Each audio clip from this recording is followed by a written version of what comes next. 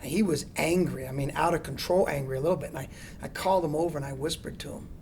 And he thought I was going to get on him. And I said, look, I don't want no one else to know this, but I really appreciate that you're pissed because I took you out. Because that is Todd Doxey.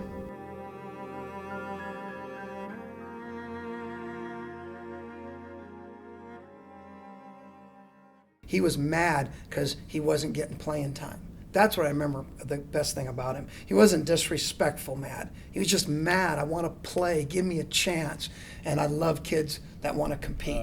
Todd Doxey was a friend. He was a family member. He was a student athlete. Todd Doxey. He was a lot of things. To a lot of people. So. Anybody that Todd ran across, he had kind of this profound impact on their life. And I know me personally, I hadn't really bought into the student aspects of being a student athlete, and Todd was kind of that guy that early on understood that that's something that needed to happen as well. Might have known he was a big family man. He was, he loved his family. He had a bunch of nieces back at home that he was in love with. Always talked about them. He always talked about fun memories with his family. He was just like a family-oriented guy. You know what I mean? Todd was bigger than your normal student athlete. He had a drawing power. He had a lot of friends. We all decided to go to McKenzie River and float the river just on a summer thing, out of fun. And that day we ended up, Todd at first didn't want to, jump the bridge, jump into the water, but he decided being the competitive guy that he was, he decided at the last minute that, he wanted to jump the bridge. We all felt it would be something fun to do. And, we all know what happened that day. It turned out to be a traumatic event for all of us. Well, I remember it vividly because I got a call from Patrick Chung, who was his teammate. And Patrick told me that there was an accident and Todd was in the water a long time, is how he said it. And then he said at the end, he just said, "Coach, it's really bad."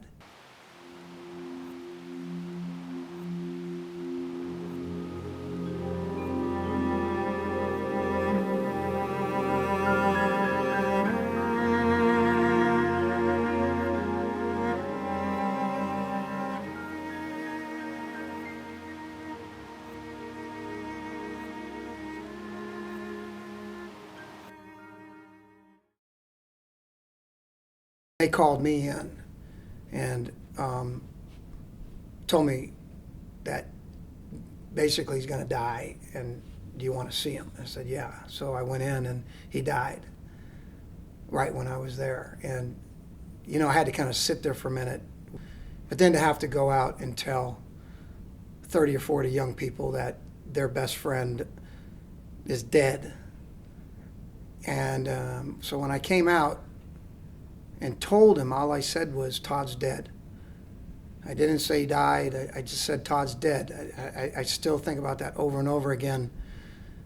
Was that the proper way to do it? But somehow that's what came out.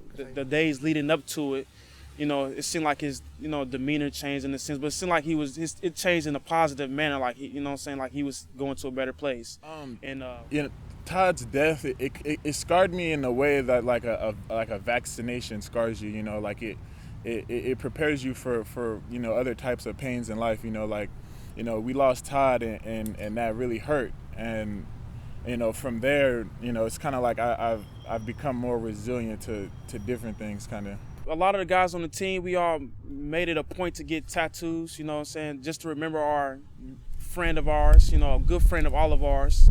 Tattoo. We all get TD on us and stuff like that. We all get rest in paradise, or our guys on our side. Something that he said to me right before we happened to jump off the bridge. Here's a look at Patrick Chung. He is wearing number 29. That, of course, is in honor of Todd Doxey. Todd Doxey was a redshirt freshman on this team who tragically died in an incident in McKenzie River. Then today, and a different player on this Oregon team will wear it every game this year in his honor. I don't know.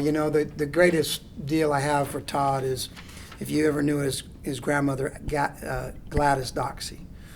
I called her like, she was the foundation of the whole family, and one of the greatest people I've ever met. And she's kind of interesting. She told me that she has had cancer 2 or 3 times. She said, I won't die till Todd graduates. and she stayed alive. I mean, she had bad cancer. And the day after Todd died, she died like 6 months after he did.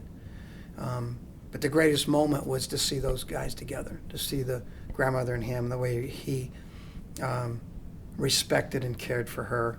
That was the best part of Todd, you know, and that's what I remember, you know, so vividly, the love they had for each other. Like Todd's always there. Todd was there when we made it to the national championship. We used to talk about it in the dorm rooms. You know, Todd was there when we walked down the aisle for graduation and stuff like that. Todd was there when we have all our fun nights with all of us together. He, you know what I'm saying, we always believe that Todd's there in spirit. Todd, we miss you, we love you, and I know you're watching over us, and just hold me down until I get up there with you, bro. Yeah, we miss you, Todd.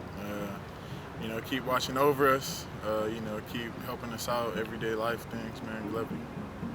Todd, we love you, man. Your legacy will live on forever in our hearts, always and forever.